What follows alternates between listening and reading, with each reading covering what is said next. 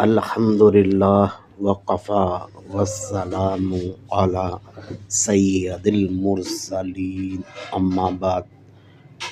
شریعت اسلامی احکامات کو کہتے ہیں جو مجتہدین کی قرآن و حدیث پہ تحقیق ہے۔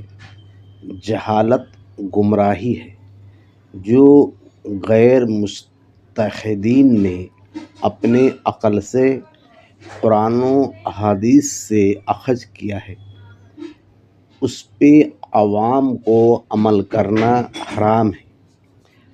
شریعت پہ عمل کرنے والے کو مقلد کہتے ہیں اور قرآن و احادیث پہ تحقیق کر کے شریعت اخذ کرنے والوں کو مجتہدین کہتے ہیں، اور خود سے مسائل اخذ کرنے والوں کو جہلا کہتے ہیں، اور جہلا کی جہالت پہ عمل کرنے والوں کو غیر مقلدین کہتے ہیں۔